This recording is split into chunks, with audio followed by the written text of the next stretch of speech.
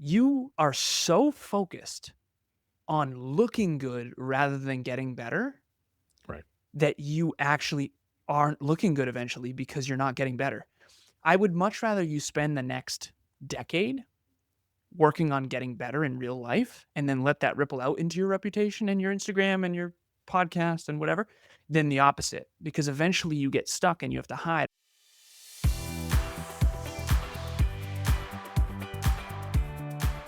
Welcome to Gap to Gig, the show for dads navigating the in-between season when work, identity, and priorities start asking different questions. Here we talk about what that season looks like and how to move through with intention.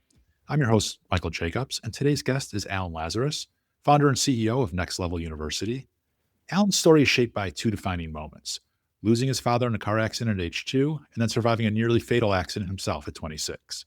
From the outside, he was doing everything right: education, corporate success, checking all the boxes, but internally, something wasn't lining up. That search for meaning led him deep into personal growth and eventually to building one of the most listened to personal development podcasts in the world with millions of downloads across more than 180 countries. Alan, I'm excited to chat with you today. Welcome to the show. I'm really glad you're here. Thank you for having me. My The pleasure. first thing I want to start with is just gratitude Sure. because the 21st century is very noisy. Yes. And I believe that what you pay attention to is dictating the majority of your future. So thank you for having me. I appreciate it. And I will not waste a second of anyone's time. Appreciate that. So, your story includes both early loss and a major wake up call in adulthood. Before we kind of talk about the tactics or the balance of it all, I want to start with how those experiences shape the way you think about work and purpose and the kind of life that you're trying to build. So when you look back at your life before that accident at 26, what did success mean to you then? And how did that definition sort of change afterwards? Yeah. So I did the traditional path. I know you have a lot of US based listeners, so they'll resonate with this. So I was born and raised in Massachusetts, 1988. I was born. And I did the preschool, kindergarten, elementary school, middle school, high school, college, corporate road. Sure. And my definition of success, so my birth father, you mentioned, passed away when I was 2. So it was 1991. He was 28 years old. Wow. Fast forward, so I had a stepfather named Steve Lazaros from age 3 to 14, from 1992 to the early 2000s. And he worked for a company called AGFA. They did hospital computers during the dot-com era. And so from the outside looking in, things looked really good. We had, boats and ski trips, and we had a yacht and lived on a lake and all kinds of stuff. But my mom and stepdad did not get along, and that's a polite way to put it. Sure. So from the inside out, it was not good. Stepdad left, took his entire extended family with him, and never seen or spoken to a single one of them since. Wow. And we didn't really associate with the McCorkles anymore, my birth father's side. Same year, mom gets in a fight with my aunt Sandy. We get kind of ostracized from her side of the family. So I kind of lost 3 families by the time I was 14. Wow. Didn't know any of this at the time, but the point, to answer your original question, what success looks like to me, when my stepdad left, he took 95% of the income with him. He got the yacht and the apartment building. We got the house and the dog. And we went from sort of boats and ski trips to now I get free lunch at school because our income is so low. My mom trades in her BMW for a little Honda Civic. You know, we don't have cable. We're not going to starve by any means, but how do we keep the house in the family? No trust fund, no dad, no generational wealth. We're in some trouble here. And the most important part of that was I was at that point a very promising student, and I wanted to go to WPI, Worcester Polytechnic Institute. It's like a mini MIT in Massachusetts. Sure. And it was $50,000 a year. And this is back then. Right. So I went from I hope I get in to even if I do get in, I can't go because we can't afford it. Right. So my point of this is I had 2 trauma responses when my stepdad left. In hindsight, I didn't know this at the time. There's fight, flight, freeze, and fawn. Fawn is the one most people don't know about. That's the one I chose. Socially, it was fawn. Appease, appease, appease. Fit in, fit in, fit in. Don't lose any more friends and family. Don't lose any more friends and family. Don't lose any more friends and family. Sure. But behind the scenes, when no one was around, it was fight. It was aim higher, work harder, get smarter, prove myself, achieve, achieve, achieve. So I got straight A's in high school. I got my computer engineering degree at WPI. I got in. I got all the scholarships and financial aid I possibly could. I got my master's in business, and then I was in corporate. And I rose in corporate very quickly. I went from basically 65K a year back then as an engineer, product engineer, all the way to almost 200 grand a year very quickly. And then I got in my car accident. So I was 26, head-on collision, my fault. I was supposed to yield and didn't back in 2015. This is 11 years ago. And that was sort of the second chance my dad never got. So what success meant to me before that was money and achievement and significance and basically the certainty and security that comes from keeping the house in the family and like taking care of my family. After 26, it shifted completely because this is sort of the second chance my dad never got. Right. And that's when I found self-improvement, personal growth, and personal development. And that's when I reevaluated my existence and just kind of looked at my life and rewatched the movie of my own life. And I realized I'm living this life from the outside in rather than the inside out. And so then my life became dedicated to, I started a company back then called Lazaros LLC. I wanted to be an inspirational, motivational, and educational speaker. And my motto was what you'll never learn in school, but desperately need to know, because that's the kicker. I was a straight A student. I got what's called the President's Award. It's behind me, signed by George W. Bush. It means you get straight A's through all report cards, 16 report cards straight, 4 years straight, all of high school. I graduated, the top in my class, not the very top, but close to the top. And why didn't I learn anything about self-improvement or personal growth or personal development? Why didn't I learn habits and goal setting and productivity and all these things? Courage, humility, vulnerability, character, virtue, time management. Where were these courses? Right. Finance. Yep. And so I dedicated my life from that moment on. What success means to me now is, and you mentioned, I appreciate it, the sort of podcast, Next Level University, all the stuff. Right. I coach 28 business owners now, and we produce over 80 podcasts now. So my new success definition is reaching my full potential and helping others do the same through personal development, self-improvement, and personal growth. Right. Not just external achievement. External achievement too, Yeah. but external achievement as a byproduct of who you become rather than external achievement at the expense of your core values or at the expense of who you are. Right. Yeah, it's an incredible story, and not one that I think a lot of people have experienced in full, right?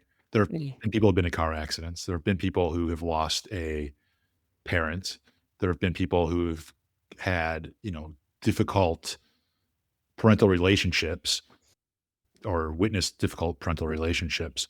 But you kind of had them all, right? And they're all sandwiched within not a long period of time, within 2.5 decades. What really jumps out at me is you said that after your car accident, the first thing that came out of your mouth was you got the second chance that your dad never got. 100%. Right? Yep. You dealt with something tragic when you were young, and that happened to you in a different way as an adult. And your response at that point was, I have another chance. Mm-hmm. Right? Like you could have been like, I'm cursed. This is not going to work. I'm just going to keep doing what I'm doing. Or like, I already got a solid job. This is it. That's fine. Mm-hmm. But you said you saw a second chance in yourself, and then you took advantage of it, right? Like you could say the right things, but then not do it. Yep. Right. And so to me, it was so interesting and inspiring is that you didn't just give up each time. Each time you just dealt with what was in front of you and kept moving forward and kept trying to get better. So even when you were in high school and things changed for you and you weren't sure how you're gonna get to college, well, you just kept working at it and working at it. You kept taking the steps, right? And it wasn't just like, oh, I'm going to just kind of like, I'm not gonna be able to get into college, or I'm gonna be able to get into college, I'm not gonna be able to afford it, so I might as well just coast. No, you doubled down on putting in the work, putting in the effort, knowing that there's always still another opportunity in front of you, right? Yeah, and I appreciate you sharing that. And I'm 37 now, and I've coached. I call it my magic number, 6,913 coaching sessions. I update it every day. I track it every day. I've been tracking it for 11 years. And so almost 7,000 hours of one-on-one coaching with people from all different industries, all different countries, all over the world, New Zealand, Canada, you name it. And What I've come to understand, and this is challenging to share because I think it comes off pretentious. Sure. Uh, I definitely realize how unique that is now Mhm. because there's something called an ACE score, adverse childhood experiences. And I had a very high ACE score. I had a very challenging childhood. Statistically speaking, it was like really, really, really challenging. There was some good things. If anyone were listening from my childhood, there were some good things. Right. But for the most part, it was mostly pain and suffering. Yeah. And I think you hit the nail on the head there with I didn't know this consciously, but I had high self efficacy. High self efficacy is the psychological term for self belief. And what self efficacy means is your mindset unconsciously and subconsciously. Like I didn't consciously decide, okay, I'm going to aim higher, work harder, and get smarter. Right. I just had this insatiable desire to climb out of the dark holes. And I do realize how weird that is now. I didn't know how weird that was because I would see people who I thought had tremendous potential that squandered it. Right. And to be honest with you, I think I squandered my potential too. I'm not joking. Let me share the two sides of this coin. Sure. I drank too much and too often. I had high school friends and college friends and corporate friends, and I had a thriving social life. Before the car accident, one of the reasons I was so upset in the car accident, I had a lot of regret, and my number one regret was I didn't reach my full potential. Like I invested time and effort into things that were trivial. Persons, places, things, and ideas that were not constructive. Yeah. You know, too much partying, too much nonsense. And so I promised myself after that car accident, the second chance my dad never got, I made a conscious promise. When my stepdad left, it wasn't conscious. It was just my unconscious being like, okay, prove myself, find a way. I've always been that type. Just Right. find a way, never stop, driven, achiever. Yeah. But when at 26, it was definitely a conscious choice of, okay, I have massive pain associated with the fact that I have totally squandered my true potential. And the one life that I got, I almost just lost. And my dad didn't get this second chance. So I'm not going to screw this up. And the Right. promise I made to myself 11 years ago was I'm going to put it all on the court every day. Yeah. I'm going to do all I can with all I have to reach my full potential.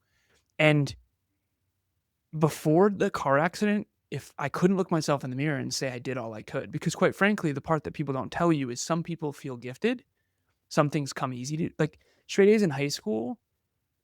I definitely worked harder than the average bear. And Sure. I definitely did what I had to do to like achieve that president's award. But I was definitely resting on talent. Like I did not put it all on the court. I could have worked way harder. Yeah. And so from 26 to 37,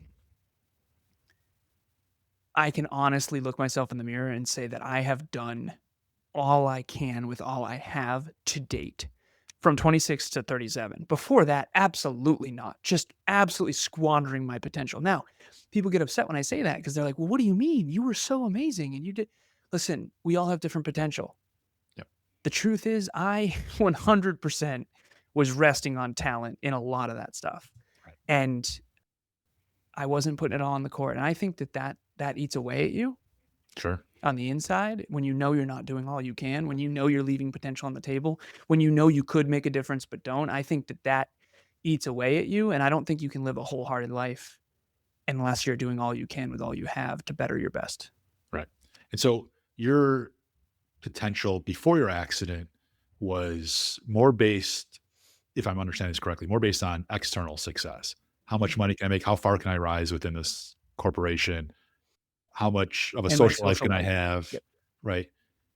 Then after your accident, that external success shifted in you. And to me, it feels more like you are seeking more internal fulfillment, that you are trying to do the things that are making you feel more accomplished, that feel better emotionally, mentally, and just more fulfilled in general. And you talk about like trying to find that balance, right? Of external success, internal fulfillment. Where do you see people get that balance wrong most often between external success and internal fulfillment? Yeah, so I think it comes down to the vanity metrics. Somewhere, and again, I know a lot of your listeners are in the US, so I'll speak to the US experience because that's the one that I had. And again, in Massachusetts, right? In high school, we kind of it really blossoms. And I've given speeches at high schools, and I got the privilege once to speak in Milwaukee to eighth and ninth graders. No, seven and eighth for one assembly, 300 students, ninth and 10th, 11th and 12th, all in the same day. Hmm. And then I got to give a training to the staff. So it was a 4 speech day. But the fascinating thing was the middle schoolers were more open minded. They didn't have that ego yet. Right. The speech was perseverance and a growth mindset and thinking long term, something like that. Okay. And it was all about personal development, self improvement, and personal growth. And this basically what I said to Kev, my business partner, we gave the speech together. The middle schoolers were very open to it and well received. Sure. So that's the seventh and eighth graders. The ninth and 10th, it was a little worse, which made no sense because it was the second time we gave the speech and I thought we did a better job. Yep. So I was in the green room going, what the heck just happened? Like we did a way better job, but it was received worse. And then the juniors and seniors at 11th and 12th might as well have been making fun of us. And so that was one of the best lessons ever is the ego develops. Yep. It's not cool to better yourself. It's cool to not give an F. And good luck, by the way, if that's your attitude. You're in Yep. so much trouble long term, right? Right. 10, 20, 30 years of that, you're in so much trouble. But the reason I mention all of that is the fulfillment thing. Yep. In high school, we all start caring about what other people think of us more than what we think of us. Right. And we all have to live in these two worlds. We have to live in the real world and the social world. The social world is your Instagram photos. The real world is how you feel about yourself when you're by yourself. The social world is the wedding photos. The real world is the actual marriage. Yep. The social world is your, I don't know, profile photo. The real world is how you actually look in the mirror in the morning. The problem is the syntax. Both matter. Yeah. They do. Your reputation matters, of course. But you have 1,000 reputations, you only have one character. You give a speech in front of 1,000 people, they have 1,000 opinions of you, but you are still only one character. And Right. so it needs to be from the inside out. So syntax matters. In high school, we care more about our reputation than our character. We tend to. Sure. Very few people can reverse that. It's brutal.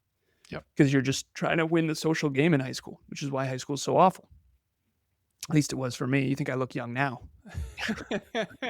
I was a prepubescent loser in high school. But luckily I played the long game and I figured this out eventually. So I would say that's the answer is that's the thing that people get wrong. You are so focused on looking good rather than getting better. Right. That you actually aren't looking good eventually because you're not getting better.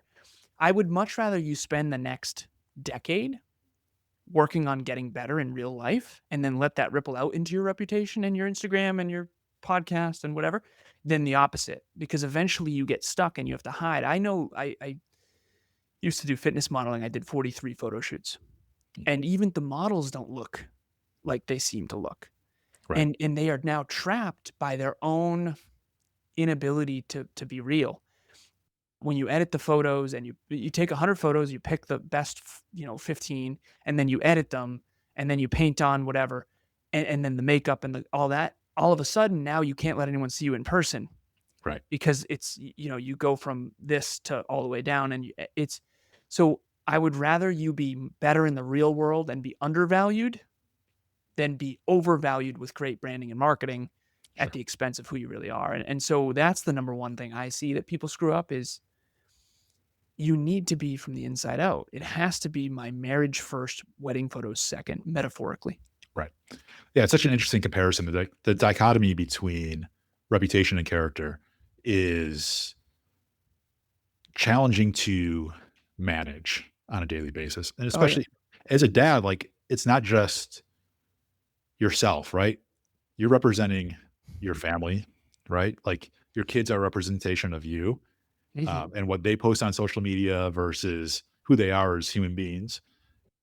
And it's so easy to fall into the trap of, oh, I need to show off like I am the perfect dad. I am the, dad of the year. I deserve that little trophy that everybody gets, right? With the little, plastic plaque on it.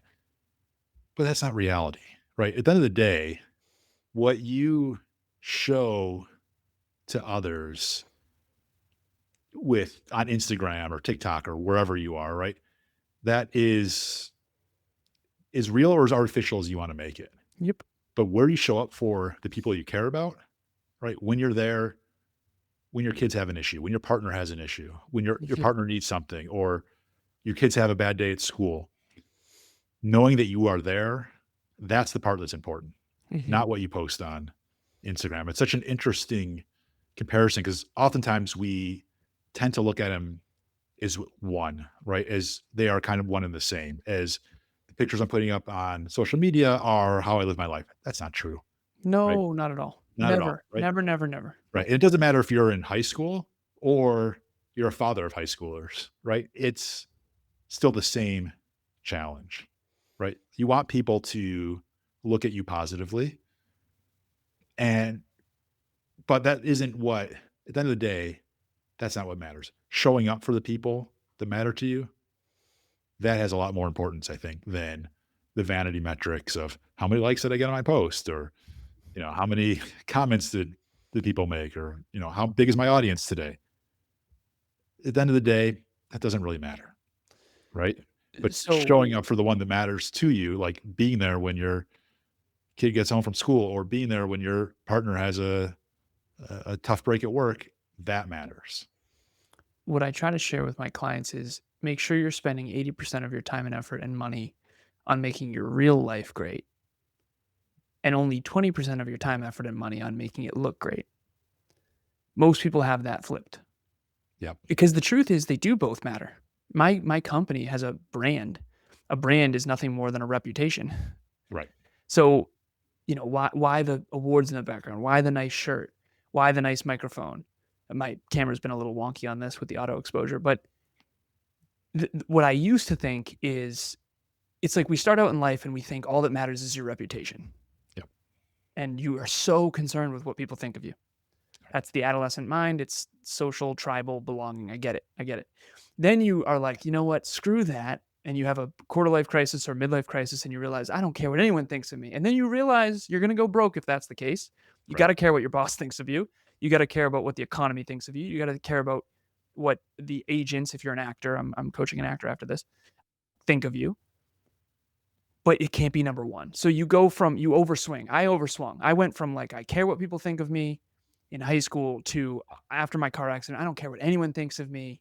I'm not going to worry about perception and status whatsoever. And then I realized, oh my goodness, if I'm going to be a fitness coach, a fitness model, and a fitness competitor, they need to believe that I'm great, which means I need to showcase some of myself and sell the product and Right. market the product and brand the product. And then hopefully you find this middle ground eventually where you're like, listen, both your character and your reputation matter, but make sure it's character first. Right. But they do both matter. And yes, no one's Instagram account, including my own, Yeah. this is the best quote. It's so simple, but it's so profound if you just get this and get it good. Everyone's social media, everyone's media, every movie, everything is what they want you to see. Yep. That's it. Better or worse, up or down. Some people inflate, some people deflate, some people omit. The point is, it's literally what they want you to see. My Instagram is all fitness stuff. It's what I want you to see. And I love fitness. And I think that's great. Right. I'm not making it right, wrong, or indifferent. What I am saying is it's not my whole life. Yep. It's one flavor of my life. Absolutely. Right. And we have multifaceted lives, but we're known in the marketplace for one thing. Serena Williams is tennis, Oprah Winfrey's mass media, right? Yep. You get known in the marketplace for one thing. Right. Mine is coaching. But that doesn't mean I'm just a coach. Right. And for the dads out there listening, you're not just a plumber or just a dad or just a accountant or you are multifaceted in real life. Yep. But then in your social life, you're probably not, because we all kind of put everybody in boxes just to get through the day because I don't know, we don't know Serena Williams behind the scenes. Right. Right. We simplify with labels because we're balancing Yep, so many different things. I really find interesting. You said that you overswung, from one definitely. one side of things to the other, and that is, I think that's natural, right? Of like we try to course correct, but we don't know any better, so we go all the way to the other end. Yeah. And the way we kind of find that the right balance or the right alignment is through experience, right? Yeah. We have to go through these experiences of, putting all our, putting ourselves way in one direction and realizing, well, maybe I overcorrected there. And now I Mhm. need to dial it back, right? I don't need to be the extreme I started at, but I also don't need to be the extreme that I finished at, somewhere in between. But you don't know that until you do it. And you've spent, you said you spent 6,000 plus hours, almost 7,000 hours of Mhm. coaching high performers. Mhm. What patterns do you see in these people that you coach who look successful on paper, but maybe they do feel disconnected at home or on the social front? Yeah, so one of the things that I think I can provide, just because the cool part about my job is I get to see the Instagram and the person. Yep. I get to see the Instagram and the bank account, Yep. right? So I get to see the Ferrari and the debt. No, Right. but the truth is there's two sides to every coin, and I think that it's been really cool for me to have these realizations. I feel very grateful that my coaching has taught me so much of these principles, because it would be really easy to assume everyone else's life is awesome and yours sucks Right. when you're comparing your real life to their highlight reel. Yep. And I just don't do that anymore, not because I'm so special, but because I see both. And so now, I mean, I literally have coached famous people. I've coached 2 supermodels at this stage. Like, they're businesses. I'm trying to help Yep. them grow their businesses, and Right. some Right. of them I don't even wanna coach because I don't think they're necessarily good for the world, but it's very clear to me at this stage that the social world and the real world are very, very different. Some Yep. people, they're not that different. Right. Some people are very authentic on social media. Some people are more full of it than you could imagine. It is bad, okay? Yeah. Really, seriously, Sure. and those are the people I try not to coach. I don't coach, actually. I used to try not to because I needed to grow my business, right? But eventually it was like, "You know what? No, you're out of here." So, the point that I'm making, though, to answer your original question, the insight that I can give everyone is everyone's, I call it the inverse 10 law. If you see someone on social media who looks 10x successful, 10 out of 10 successful, the top of the bell curve, they Yep. most likely are 1/10 as successful as they look, which still might be successful, right? If Right. someone looks like a billionaire, they still probably are a multimillionaire. Okay. Right. What I've found is fascinating is the opposite is also true. If someone doesn't look very successful on social media, they're almost always 10 times more successful than they look. I have a someone I coached, she we calculated her portfolio over time and it's projected for 11 million by the time she retires, Yep. and she drives a Toyota with paint chipping off it. Like, Right. that's the fascinating thing is she's just not good at looking good. She's good at actually getting good. And Right. she's never even made more than 25 bucks. She's just been investing since she was a child. Hmm. Her dad was in finance and, they started very young. But that would be an insight I would give everybody Sure. is understand that if you think someone's inflating, they probably are. Right. And if you think someone's deflating, they probably are. And the truth is in the middle. Back to what you said about the swinging. I think maturity is those swings are still happening, but they're not as drastic. Yep. So in the beginning, you go from like screaming into your pillow in your room, crying hysterically to happy as hell eating dinner. Right. And then all the way back. And it's like we all go into this world naked, scared, and ignorant. We don't know ourselves, others in the world yet. We don't know how any of it works. So we're like, okay, let me, oh, I meet a boy. Okay, I don't really like boys. All right, no, let's try girls. I don't really like girls either. And then you just swing. Yep. You just swing, and you swing for the fences, and you eventually realize, like, okay, life is about swinging. Right. You have to experiment. You have to try new persons, places, things, and ideas, but you shouldn't be always over swinging to those huge extremes. And so I think we all learn who we are through trial and error, Yep. and then hopefully also studying as well. Like, you don't have to learn everything yourself. You don't have to get hit by a car to know to look both ways, right? You can read a book on it. Yep. But at the end of the day, that would be the other thing that I would say is you have to learn about yourself, others, and the world as much as possible because we all have a mental map. Yep. And some of us have massive blind spots. So I always say we have 3 4K TVs. One of them is yourself, self-awareness. One of them is others, people in general, neuroscience, physiology, psychology, people, how they work, behavioral economics, all this. Sure. And then you've got the world. 8 billion people on planet Earth, 195 countries, how the earth works, how the economy works, business, private versus public versus charity versus nonprofit, like government, the whole nine, different types of government. So some people, we all have all three. We all need all three, but one of us has like a staticky TV where you can't see almost anything. Right. One of them is like sort of regular definition, and then one of them's 4K HD. For me, the 4K HD was science, technology, engineering, mathematics, business, and finance. It was like knowing the world. Yep. I didn't know myself super well, but I knew the world. And after 26, I started diving into the self. Sure. So the gold is buried where you least want to dig. Everyone I've ever coached, and I hope this answers your original question, but everyone I've ever coached has one TV that's like staticky and they don't know it almost at all. And a lot of people, they just don't know the world. They know themselves really well. They know people really well. They're good at, but they don't know how the world works. So they can't win in the economy.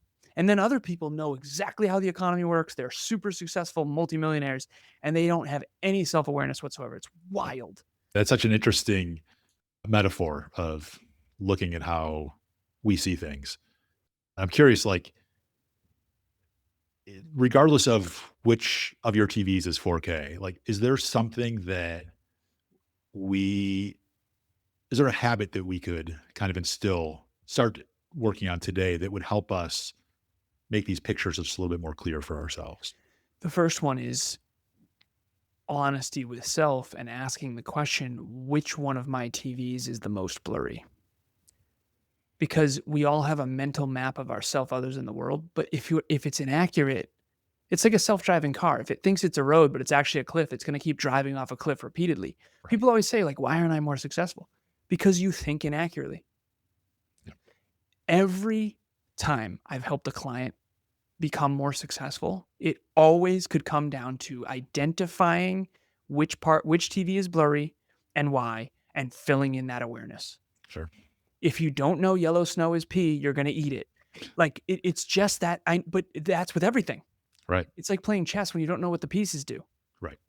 And so what can you do? You just get really humble. Yeah. Most people I've found have one of the TVs really, really good. And the other ones seriously need work. Same with me. My TV that was really good, because my past was so painful, I unconsciously ran from it by learning the world.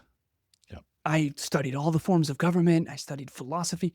I studied economics. I was just like curious about how the world works, science, technology, all this stuff. I built my first computer at 12. I loved video games. I loved learning about the world. I didn't like learning about myself because that was where all the pain was. Right. I certainly didn't like learning about my past. So I had to sort of go back to Pride Rock, Lion King metaphor and face my past. But what I realized in hindsight is I was so wrong about myself because I understood the world, but I didn't understand where I fit on the bell curve. Like I had no idea that I was gifted. I had no freaking clue. I just thought that things were easy for people. Right. And I used to wonder, like, why are you guys so bad at this? I don't understand. After coaching so many people, I was like, oh, so this does not come naturally to you at all. Holy crap. And so through coaching others, I started learning about myself and others. Yep. And then I fit that into the world. And I think that's the metaphor. So yeah, that's where you start, is just the humility to know that you don't know. What you don't know is limitless. What you do know is limited. And the person who, everyone think of someone who knows very little, but they bark like they know everything. Right. Right? They've never studied. They suck. They suck. They're arrogant and ignorant, and those two come hand in hand. Yeah. I understand they're trying to pufferfish. They're trying to pretend to know because they want to lead, and they're deeply insecure. Yeah. A lot of times they're bullies or they're entitled. At the end of the day, in real life, you need to know that smoking cigarettes can kill you. You need to know that alcohol is terrible for your brain. You need to know that sleep is the most important thing for your brain. Why? Because if you don't know, you're not gonna live a great life. Yep. Knowledge is potential power. And I think that most of us just don't know enough to do better. You have to know better to do better. Yep. And I really do. I this is what I say last piece. I say this to my clients. I say anyone can teach you how to lose weight. Almost no one can get you to actually do it. Right. I'm poking the right button to get you to actually do it, to hold you accountable, to understand what drives you, to understand why you do what you do and why you don't do what you don't, and like what you're avoiding and what you're after and what your desires and fears and all this stuff. Like you can reprogram a human being just like you can reprogram a computer with their consent, of course. Right. And you really can help someone flourish when you help them identify the massive blind spots they have on these TVs. Yeah, absolutely. Love that. So we're going to go from humility to ridiculousness. We're going to jump into our speed round. 5 quick questions, have nothing to do with anything. Nice. What's the first kids show theme song that comes to mind? Hey, Arnold. Hey, Arnold. Okay. What was your very first job? I was a busboy and a cart kid for a golf course called Crystal Lake. Very nice. That must have been fun. It was interesting. I had some experiences. Would you rather spend 24 hours with a toddler-sized T-Rex or a T-Rex-sized toddler? Definitely a T-Rex sized toddler. Why is that? I don't know. That would be Fun. ridiculous. Yeah. Fair. Fair. Fair answer. That is a ridiculous question. Go ahead. What's your go-to karaoke song? Probably Ice Ice Baby. Nice. Classic Vanilla Ice. I like it. And finally, what's the weirdest thing you've ever carried around in your bag, briefcase, or pockets? Weirdest thing? Yep.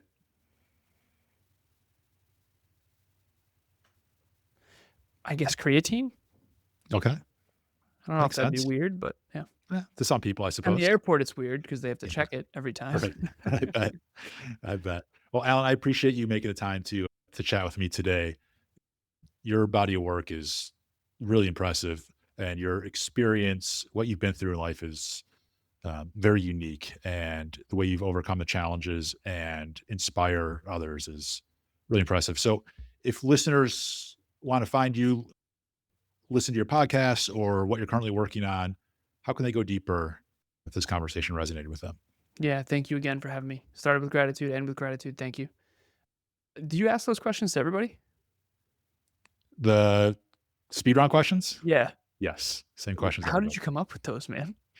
I have a sick mind sometimes. T-Rex sized toddler or a toddler sized T-Rex? Yes. What?